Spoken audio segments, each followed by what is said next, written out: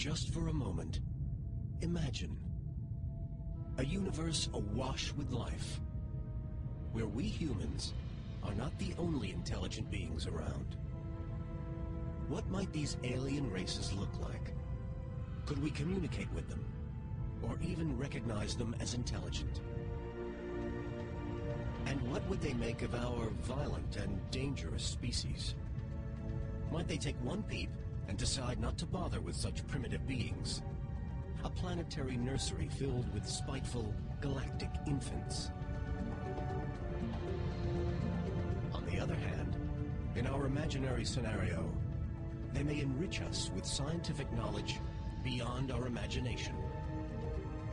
Or could an encounter with aliens have a more destructive outcome?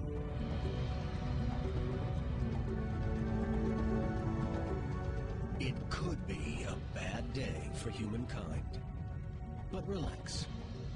It's just make-believe. It could never happen. Could it?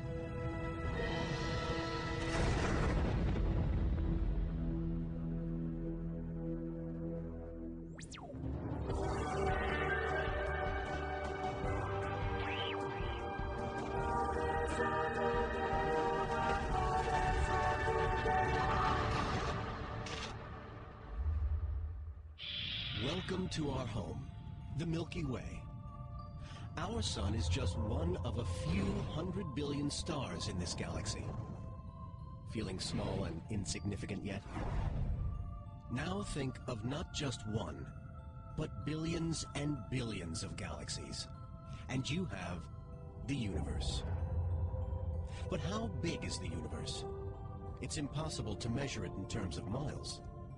The numbers would be meaningless. Instead, distances in space are measured in light years. That's the distance light travels in 1 year. And the speed light travels is about 186,000 miles per second. Try working that out on a calculator. To save you the trouble, 1 light year is a distance of nearly 6 trillion miles. Light takes 100,000 years just to cross our galaxy. That means every time we look up at the stars, we are looking back in time. It takes millions and millions of years for light to reach us from other galaxies. And light from the farthest regions of the universe takes billions of years. What we are seeing are events that occurred before the Earth even existed, when the universe was in its infancy. So with such an immense piece of real estate, it's no surprise to learn that there are more stars in the universe than there are grains of sand on every beach and desert on planet Earth.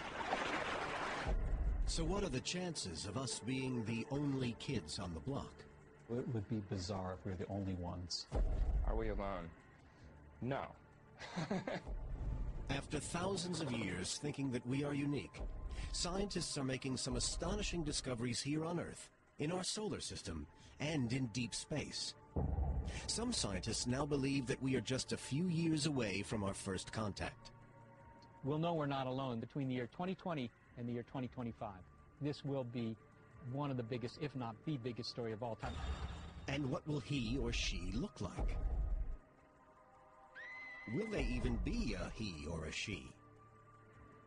Or could we have already had a close encounter of the third kind? Some people believe that aliens have visited us in the past. If they do contact us, one of the greatest scientific minds of all time has a dire warning for the human race.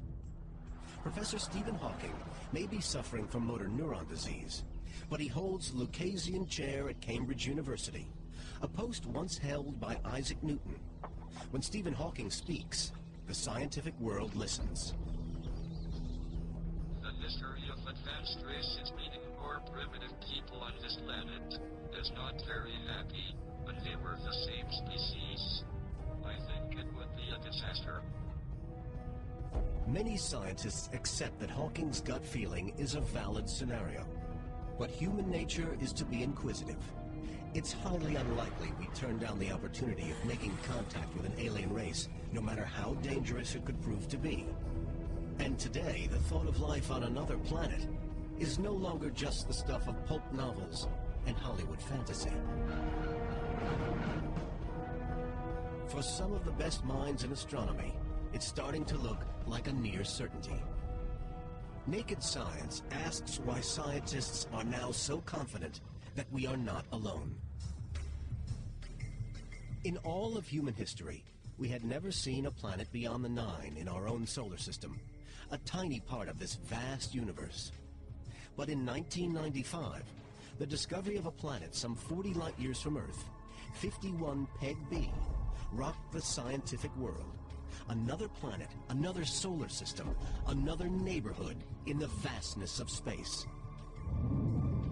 Since that day, rapidly advancing telescopes and computers have discovered more than 100 other planets. And we know we have only begun to scratch the surface. The universe is huge beyond our ability to comprehend it. But with our new search tools, we can see more of the objects and activity within it. There are almost certainly millions of other planets out there. Naked Science travels to the Lick Observatory to meet Deborah Fisher from San Francisco State University. She's one of a new breed of scientist, a planet hunter. Thanks to Fisher and a few other astronomers in this field, we now know of over 130 planets outside our solar system. I find it incredibly humbling to now realize that, our sun is really quite common, has a system of planets like other stars have. A lot of people would like to think that we're very special and unique, but I think it's very natural and comforting that this is the way, the universe is made. But how do you discover planets light years away from Earth? Deborah Fisher monitors distant stars, watching their motion. If there is a planet orbiting a star, it will exert a slight gravitational pull on the star. Fisher can measure that gravitational wobble billions of miles away, down to a few feet per second. An amazing achievement. But the planets she's finding are all giant planets more like our own Saturn. For life to exist, a planet has to match a tough set of criteria. From studying our solar system, scientists suggest that small rocky planets offer the best chances for life as we know it. Chemicals, the building blocks of life, need something to grip onto, and a solid surface allows that to happen. A planet has to be the right size, too. Much smaller than the size of the Earth, its gravity won't be strong enough to preserve the atmosphere. It would just escape into space.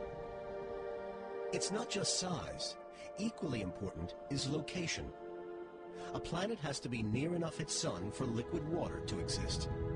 As far as we know, liquid water is essential for every form of life.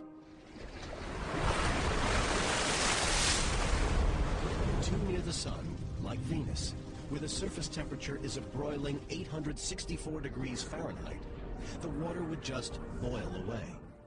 Too far away, and water freezes. But on Earth, liquid water is everywhere. More than 2/3 of the surface is covered with it. We want to find planets that might harbor life. We want to find planets that are at a distance from the star, where it's not so hot that water is vaporized, not so cold that water is just locked up in ice, but, just right, the Goldilocks zone, where water exists in puddles. And in June 2004, European scientists found the smallest planet yet outside our solar system. It's just 14 times the size of Earth, and may have a rocky surface, a kind of super-Earth. And where you have a rocky surface, there might be liquid water. Scientists think that this is the largest a rocky planet can be. Any bigger, and it would collapse. It's 50 light-years away in the southern constellation Altair. It's one of 3 planets orbiting around a sun much like ours. But the discovery of smaller Earth-sized planets will require a leap of technology, and it's already being built. The space telescope, the Kepler Observatory,